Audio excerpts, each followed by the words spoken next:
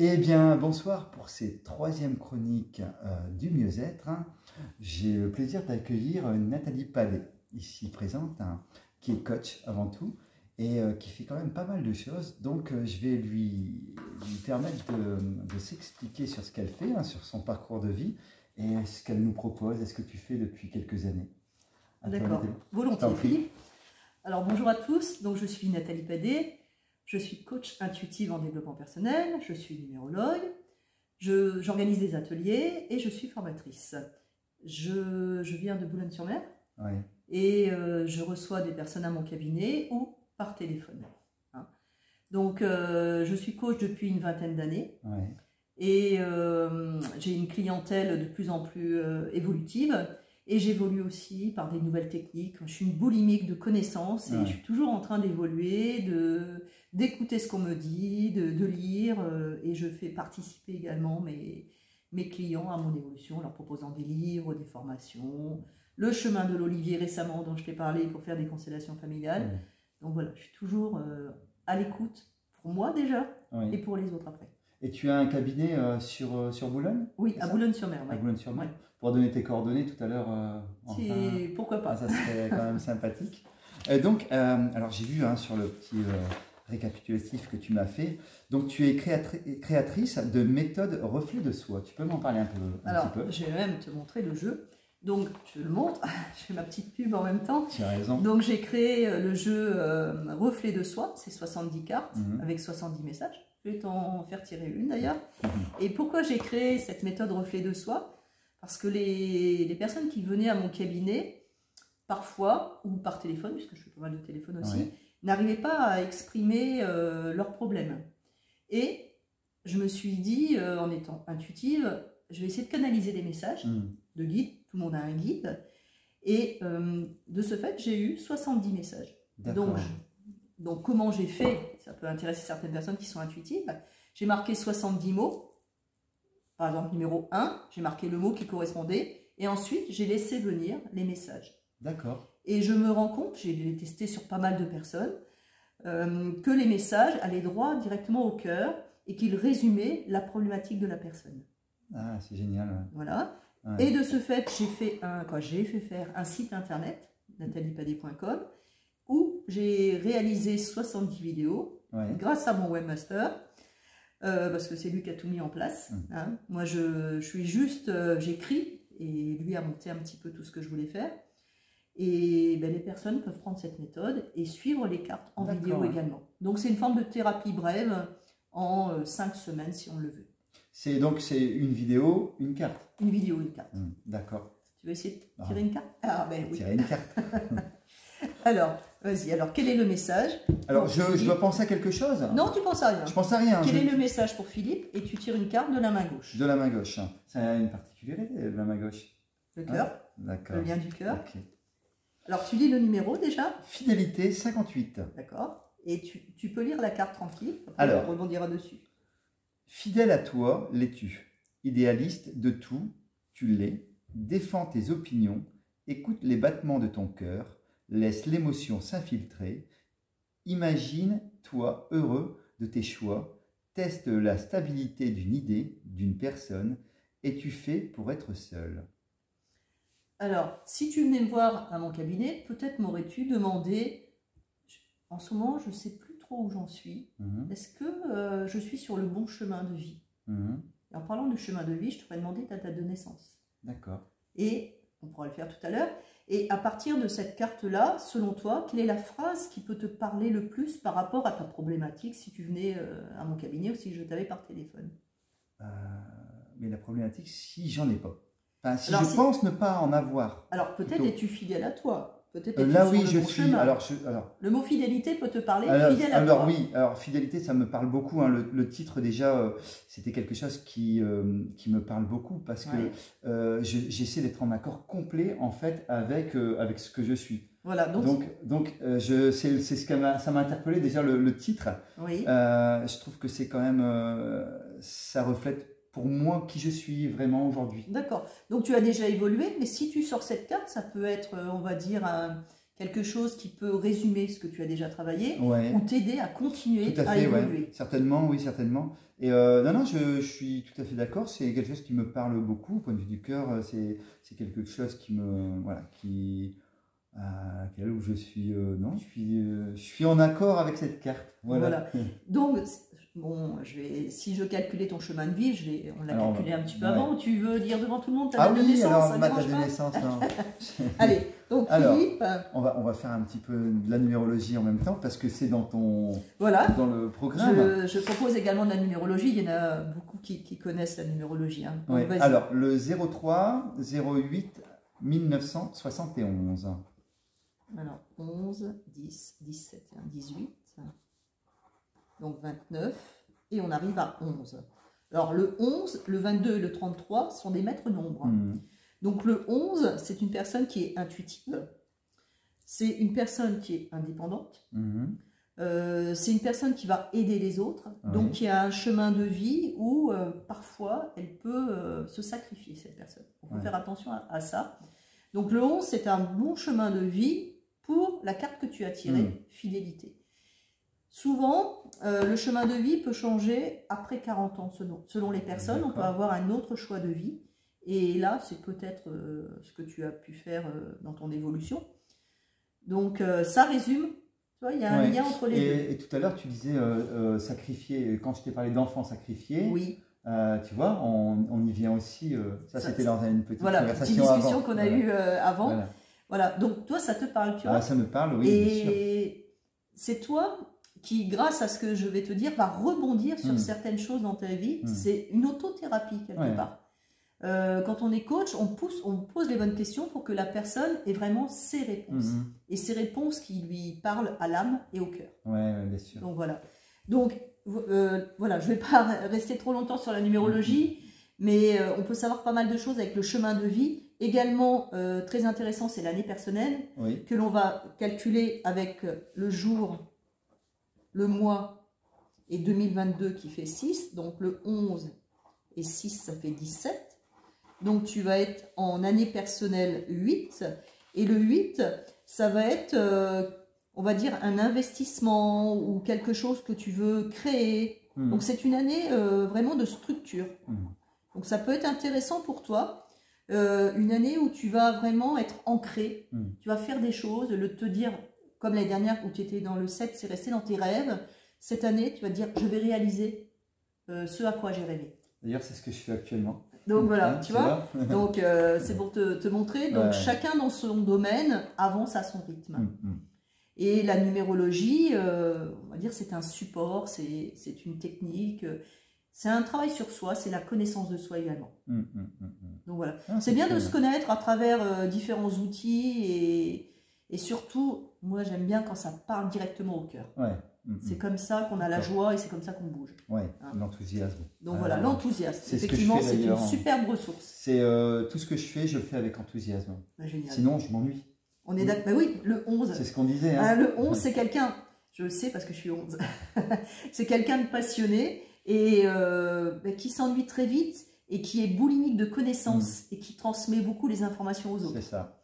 Et tu peux être un modèle aussi pour les autres. On peut s'inspirer de toi, comme tu peux être inspiré par quelqu'un d'autre. Bien sûr. Sans plagier, mais juste s'inspirer. J'aime bien le mot s'inspirer. Tu as raison. C'est ce que je fais dans mes lectures, dans mes découvertes de personnes. C'est exactement ce que je fais tout le temps. Parce que tu as écrit des livres. J'ai écrit, j'ai lu, j'ai appris, je continue à lire. Voilà, je me cultive. J'adore me cultiver et ça fait toujours partie de mon évolution personnelle. Voilà. Donc, la numérologie. Et alors, référentiel de naissance. Avec le tarot de Marseille, c'est ça? Oui, tout à fait. C'est toujours avec la date de naissance, avec un référentiel de naissance. Je ne peux pas tout vous expliquer parce que c'est un petit peu long.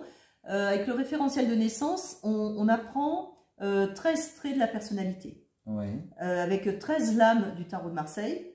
Par exemple, pour créer la personnalité, moi, je vais prendre le chiffre, le jour de naissance. Et je vais prendre la carte 3 du tarot de Marseille et te dire que la personnalité, ça sera le 3. Donc là, il y a 13 cartes et j'explique un petit peu. Donc ça, c'est spirituel. Pourquoi 13 Parce que c'est défini comme ça. Il y a 13 cartes qui sont définies. Et on apprend plein de choses. Avec le tarot Marseille, c'est très intéressant aussi. Ouais. Et on travaille avec les 29 lames, avec les 22 lames principales. Ouais. D'accord? Et comme ça, on apprend plein de choses encore sur la connaissance de soi. C'est un outil supplémentaire. Ouais. Alors, on peut faire le référentiel de naissance seul ou en couple pour voir ce que l'on a à travailler. Ensemble? Voilà. D'accord. Ouais. Donc ça peut être, ce que j'ai déjà utilisé plusieurs fois, une thérapie de couple. D'accord. Okay. Donc, bon, les personnes se disent, tu vois, tu es comme ça serait bien si tu étais comme ça. C'est bien parce que c'est interactif. D'accord. On prend conscience. Ça fait en même temps, donc s'ils le font en couple, oui. il y a l'un et l'autre, ils vont pouvoir voir ce qu'ils ont à travailler et l'un et l'autre. Oui. Et finalement, s'apercevoir que l'autre a aussi quelque chose à travailler. Parce que généralement, quand il y a des problèmes de couple, c'est la faute de l'autre. Tu as tout à fait raison. On est bien d'accord. C'est la faute de l'autre. Alors, un exemple, un monsieur qui était très... madame lui reprochait d'être toujours dans sa bulle, d'être solitaire. Oui. Et quand j'ai fait son référentiel de naissance, il avait 3 ermites, qui est le 9. L'ermite, c'est le 9. Donc l'ermite, c'est quelqu'un qui aime bien être seul et avancer sur son chemin. Et donc, elle a compris tout de suite que son mari, quelque part, était comme ça parce que c'était sa vraie personnalité à l'intérieur. Et elle lui disait, oui, mais peut-être que tu m'aimes pas, tu m'aimes plus. Mais il avait besoin de cette bulle, on va dire, de protection, de solitude, pour être bien après avec la personne. Donc moi je trouve que le référentiel c'est bien parce que ce sont des prises de conscience pour que après on se dise tiens, c'est vrai que la personne elle est comme ça et c'est bien de voir que l'autre des fois a des blessures qu'il peut guérir grâce à une évidence qui est mise comme ça sur table par rapport à un référentiel. Ça permet en même temps, c'est vrai quand ils sont en couple, de poser en fait quelque chose. S'il y a généralement quand ils viennent, c'est qu'il y a des soucis certainement dans le couple. Oui. Et on peut aller voir à l'autre le problème et en même temps, si on est équitable, on va regarder ses propres problèmes. Et je pense que si les deux sont OK, ben, ça peut être que bénéfique pour soigner le couple, pour que le couple aille tout au moins mieux. Alors, ça m'arrive de privatiser une petite soirée, apéritif dînatoire, parce que on va dire qu'un référentiel, ça va durer, le couple, ça va durer presque 3 heures. Moi, je l'ai préparé avant. Et voilà, on passe une petite soirée à 3, monsieur, madame et moi qui suis en train de leur expliquer. Et entre 2 coupes de champagne, par exemple, on se dit, tiens, il y a ça. Et j'ai bien apprécié de privatiser une petite soirée, 3 personnes une après-midi. Comme ça, on le fait d'une manière ludique, mais vraiment qui est profonde. Et c'est quand même très convivial. Et ça peut être fait en convivialité. Et je pense que c'est important, au moins il n'y a pas, tu vois, la séparation entre un coach et voilà, c'est quand même de très proche et je pense que ça donne la confiance, parce qu'on parle de confiance en soi et confiance en l'autre. Je pense que c'est important de pouvoir l'avoir. Donc non, je crois que c'est un bon moyen de pouvoir évoluer quand il y a des problèmes de couple. Alors, je vais rebondir sur la convivialité, tu vois, c'est ce que j'ai évoqué plus loin, parce que j'organise des ateliers de développement personnel. Et c'est, bon, avec le Covid, j'ai un petit peu moins organisé au niveau nombre, mais là, ça repart tranquille. Souvent, c'est le vendredi soir ou le samedi. Moi, j'offre le KIR. Donc, 19h à minuit, 1h. Les dernières personnes, je les mets dehors à minuit. Et on part sur un thème, par exemple, les intuitions. Et chacun amène quelque chose à manger. Et donc, on se prend un ticket, on est entre 6 et 15, ça dépend. Et on part sur un thème. Et moi, j'ai préparé tout un déroulement au niveau développement personnel, au niveau atelier. Et les personnes, c'est assez convivial. On mange entre deux, on discute. Et après, on programme éventuellement un autre atelier par rapport aux besoins qui ont été évoqués dans la soirée. Et donc, dans cet atelier, donc, si c'est de l'intuition, comment ça se passe? Alors, c'est les gens, tu vas leur donner des pistes ou ils vont te parler de quelque chose? Comment ça se passe? Souvent, je fais un tour de table en leur disant, vous êtes là pourquoi? Vous me donnez juste une phrase. Donc là, c'est pas évident des fois parce qu'il y en a qui racontent très bien leur vie. Vous me donnez une phrase et pourquoi vous êtes là. Voilà, c'est tout. Et donc, on fait ça très rapidement dans la soirée. Et à partir de là, ça peut m'arriver de faire des groupes selon une personne qui a la même problématique qu'une autre. je les mets en groupe. Et voilà, elles discutent entre elles. Et puis moi, je viens les aider au fur et à mesure. Et bon, ça, c'est un exemple d'intuition. Ou sinon, on va travailler avec les cartes. On va travailler avec les cartes. Et si j'ai 6 personnes, c'est différent. Si j'ai plus, bon là, je les fais plus travailler par 2. On va travailler entre guillemets. Hein. On va dire... c'est pas un travail, c'est un plaisir, un partage. On va dire un partage. Et je pense que c'est bien ce partage parce que ça décomplexe un petit peu. D'accord, Parce qu'il y a des moments où on pense que il n'y a que nous qui avons ce genre de problème-là. Et le fait d'avoir des personnes en face qui ont les mêmes problèmes, on ose parler plus de sa problématique dans un côté convivial. Et on se dit, bah, tiens, la prochaine fois, on fait quoi? Vous venez? Et puis voilà, c'est parti, c'est ludique, c'est sympathique. Ouais, c'est vrai que s'il y a des personnes qui n'osent pas parler de leurs problèmes, parce que c'est pas évident, hein, et s'il y a une personne qui a, qui a à peu près un problème similaire, je pense que c'est beaucoup plus facile de s'ouvrir en fait à l'autre en parlant de ses problèmes, si on a entendu l'autre parler des mêmes problèmes. Non, c'est quelque chose de c'est une ouverture d'esprit et la personne peut-être après va prendre une consultation individuelle, mais elle a compris que sa problématique, une fois que c'est dit, voilà. Le plus important c'est de dire les choses. C'est ça, parce que ce qu'on n'ose pas dire, souvent on a peur. Voilà, ça reste dans le corps aussi. Et puis c'est des blessures qui sont peut-être profondes. Tout à fait, ça s'imprime dans le corps. Et c'est vrai que quand on arrive à parler, je pense que quand on arrive à parler, voilà, on évacue quelque chose qui était là et puis tu as tout à fait raison. Après de fil en aiguille, ça fait son chemin. Et je pense qu'il y a une ouverture d'esprit par rapport aux réflexions d'autres personnes qui vont peut-être nous amener à cheminer et puis à grandir en même temps. Alors moi j'ai adoré ce genre de principe. Peut-être que des personnes connaissent, peut-être aussi, Lise Bourbeau. Ah oui, forcément. Voilà. Et je suis allée à un atelier à l'Équin, il y a une vingtaine d'années. Et c'est là que ça a été un déclic pour moi, parce que c'était tout le week-end. C'était Écoute ton corps à l'époque. Elle faisait, c'était ce titre-là. C'est pas elle qui le faisait, parce qu'elle a délégué à pas mal de personnes. Et pendant tout le week-end, c'était des petits ateliers. On écoutait quelqu'un parler. Et ça, c'est un rêve. J'adore parler déjà d'une problématique, et après les personnes se mettaient en atelier. Alors il y avait bien une centaine de personnes. Donc c'était un grand hôtel à l'Équin, bon, je sais plus, et on se sentait bien. Et là, j'étais allée toute seule. Mais il y a des moments, c'est ça que je voudrais évoquer aussi, il y a des moments où on se dit, je suis tout seul, il n'y va pas. Mais quand on veut évoluer, la solitude, qu'elle soit au niveau professionnel, au niveau couple, au niveau travail sur soi, il faut se dire, chacun évolue seul. C'est ça. On peut être en couple, mais si on n'est pas bien avec soi, là j'en parle comme ça parce que c'est quelque chose qui est beaucoup demandé, si on n'est pas bien avec soi, on ne sera pas bien avec l'autre. Bien sûr. Donc il y a des moments, il faut se dire, tiens, mais j'ai envie d'y aller seul, c'est pas parce qu'on est seul qu'on est montré du doigt. Parce que ça, c'est aussi une image de soi négative. Je suis seule, alors je ne suis pas comme les autres. Mais non, je suis en vie. Et ça n'a pas de prix. Et on apprend en même temps à se respecter, puisque si on n'y va pas, si on se freine pour pas y aller, parce qu'on a peur d'eux, on ne fera plus rien et on n'avancera pas. Il faut oser. C'est oser, ça. J'aime bien le titre d'ailleurs de Yannick Noah, oser, donne un sens à ta vie, donne-lui des couleurs. Donc c'est important. Les émoticartes. Oui, alors justement, je voulais voir quelle vibration on avait en discutant. Et demande-toi qui tu es à présent. Tu vois, ça tombe bien, justement. Alors, les émoticartes, alors c'est des petites cartes. Je suis une formation sur des cartes qui sont pour les plus jeunes. Donc, il y a des cartes rouges qui donnent les émotions.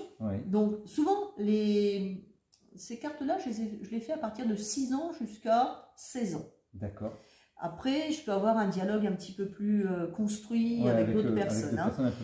Même 16 ans, ça dépend de l'ouverture d'esprit. Donc, j'étale une quinzaine de cartes rouges avec l'émotion.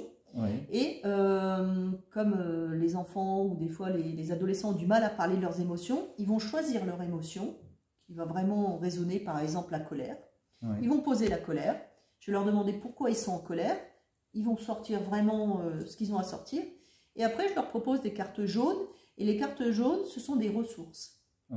Et je vais leur demander la colère, ok. Mais si je te proposais quelque chose qui pourrait t'aider à enlever la colère, qu'est-ce que tu ferais à la place? Ça peut être quoi? Peut-être sourire, peut-être partager, peut-être tu les aides en fait à trouver eux-mêmes leurs ressources.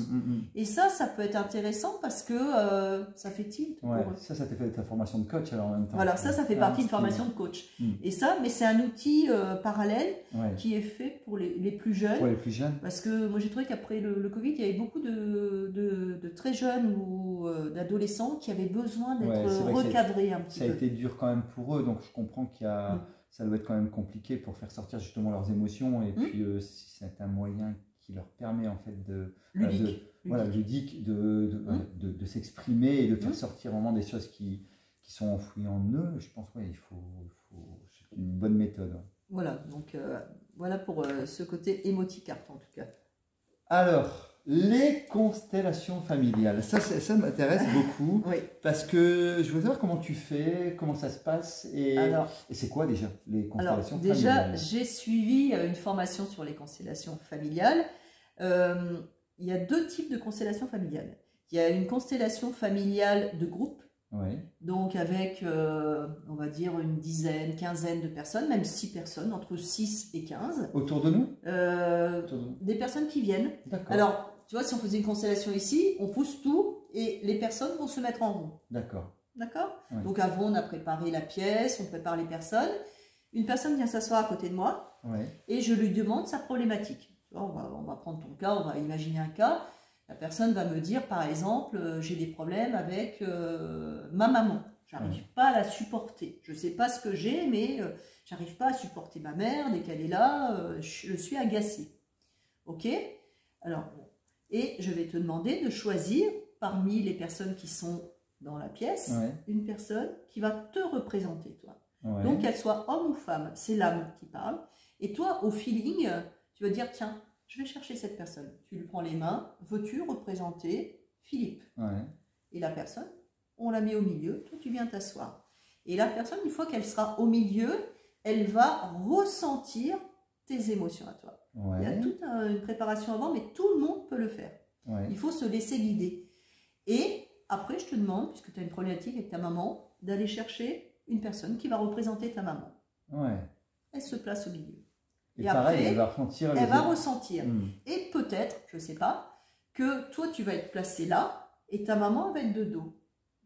Et tu vas te dire pourquoi je suis agacée par ma mère, parce que peut-être qu'elle ne me regarde pas. Tu vois? Et au fur et à mesure, je fais rentrer d'autres personnes.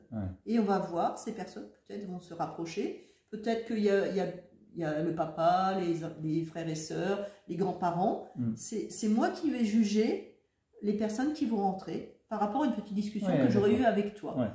Et à la fin, en voyant les personnes devant toi, tu vas avoir une forme de libération. D'accord. Et les liens toxiques, par exemple avec ta maman, tu vas les voir d'une manière beaucoup plus légère.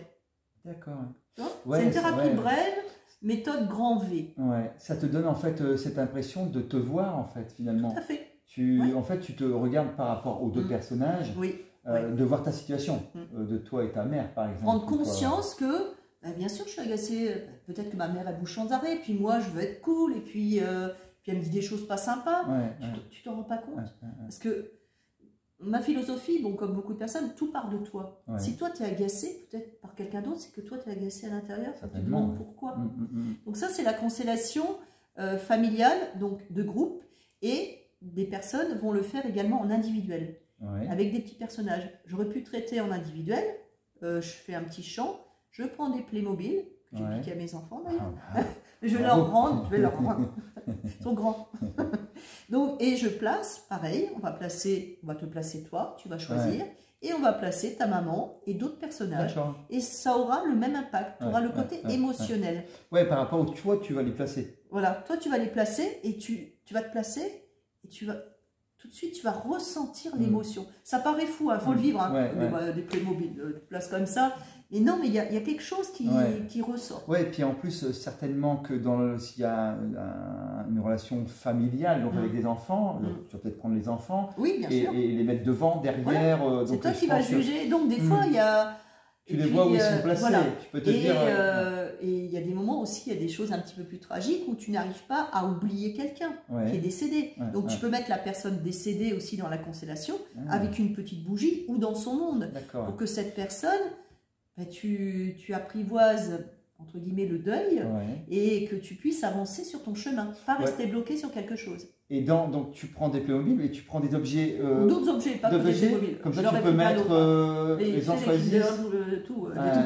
tous les personnages. Et tu parlais de bougies. Voilà. Donc, et voilà, je peux prendre... La bougie, c'est pour une personne décédée. D'accord. Et bon, récemment, elle m'en voudra pas, la personne, si je parle d'elle, elle avait fait une petite constellation individuelle, je ne donne pas de nom, et la personne avait du mal à avancer, et elle prenait des personnages au hasard. Et je lui dis, fermez les yeux, prenez votre personnage au hasard. Donc vous venez de me dire que vous n'arrivez pas à avancer. Elle prend le personnage, un escargot. Elle place l'escargot, une sorte d'émotion, et je dis, voilà, je lui en parle un petit peu, je dis, reprenez un autre personnage. Elle ferme les yeux, elle reprend un deuxième escargot. Elle a avancé vraiment. Je ne savais même pas que j'avais des escargots dans ma boîte. Et de ce fait, ça l'a libérée en prenant conscience que je ne peux pas avancer si je vais à cette vitesse-là. Donc, toi, c'est vraiment... il y a peut-être eu un déclencheur pour dire, allez, il faut que je me mette... C'est un déclic. Mais ça paraît fou de dire ça, parce qu'elle l'a pris au hasard. Il n'y a pas de hasard, alors. On est d'accord, je ne pense pas. Mais si elle l'avait cherché, parce que pourquoi elle l'a pris comme ça, en fermant les yeux? Parce que quand elle cherchait dans la boîte, elle n'arrivait pas à se trouver. Alors, on lui dit, pas où aller, faites au hasard, alors. Le hasard... Je pense qu'il fait bien les choses, non? Je pense que ok pour ça, quoi. Ouais, je suis tout à fait d'accord. C'est dans cette conception de la vie. Voilà, donc pour les constellations, bon, c'est vrai que y a plusieurs écoles de constellation, mais là, bon, j'ai donné la base, et chacun va évoluer maintenant à sa manière. Le tout, c'est de croire en ce qu'on fait, et de le ressentir. Je suis d'accord avec toi. Et si on ne croit pas en ce qu'on fait, on n'avance pas. Mais c'est vrai que ça peut ne pas parler à certains, et si ça ne parle pas, ils vont dire non, ce truc-là, ça ne parle pas. Donc ils vont auto-saboter la technique. Il faut vraiment le ressentir. Et puis je pense qu'il faut, comme on dit tout à l'heure, oser. Et la peur limite, mais la peur, elle nous permet aussi de nous dépasser. Parce que sans peur, voilà, c'est le déclic à tout, c'est l'avancée. Et tout à l'heure, on parlait de conditionnement. On est tous des êtres conditionnés, et parfois, c'est bien aussi de sortir du conditionnement et puis de se prendre en main et puis d'avancer un petit peu à son rythme. Mais oser faire les choses pour avancer. C'est un bon mot, oser. Oser, c'est... Tu sais, j'ai une carte qui s'appelle Oser, mais je ne sais plus quel numéro c'est. Si tu la retrouves, je vais te le dire. Je vais la chercher. Non, ça va, j'ose quand même maintenant. D'ailleurs, oui, j'ose. Et alors, le dernier petit truc, parce que tu as parlé de tes ateliers, tu formes des coachs aussi. Oui, je vais former des coachs. Je disais, j'en ai formé, je les forme en visio ou je les forme en face à face. Donc j'ai décidé de former des coachs avec des modules, et je forme sur 6 modules où on travaille sur soi. Parce que ma conception du coach, c'est déjà que le coach soit bien.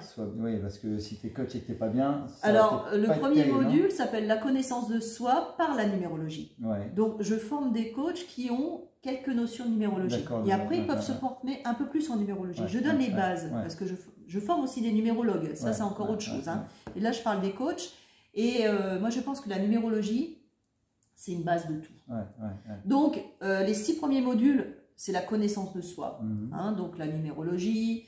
On va travailler également, je cherche sur pas mal de choses. Je cherche la roue de vie. Je ne sais pas si tu connais un petit peu. La roue de vie, c'est avec les différentes strates. Voilà, les loisirs, famille. Bon, je vais pas tout divulguer. Je cherchais pour pas trop dire d'autres choses.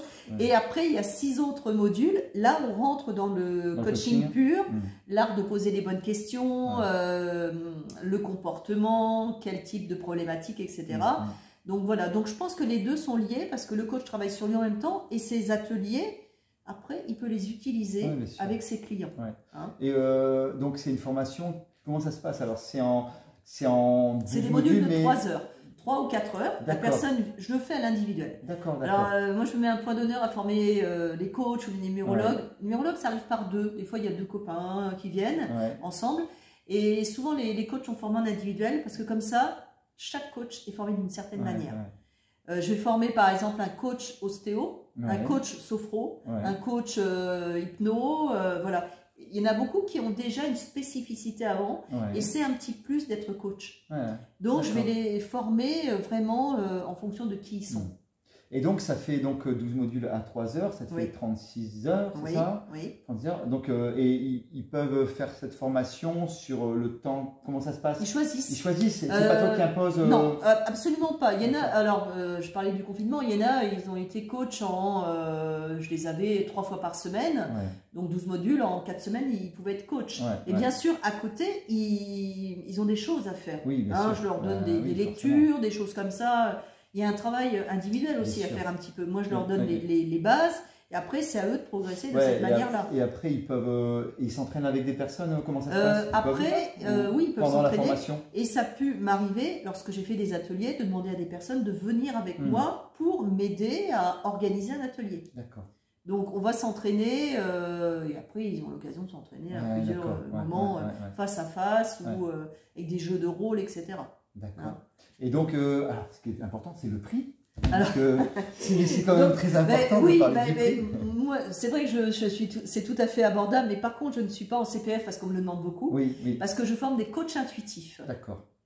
Ouais, et voilà, j'ai essayé parce qu'on m'a demandé, mais voilà, j'en parle parce que, si on veut que ce soit remboursé, il faut que ça rentre dans des cases. Dans le case RNCP. Et Nathalie Padet est incasable.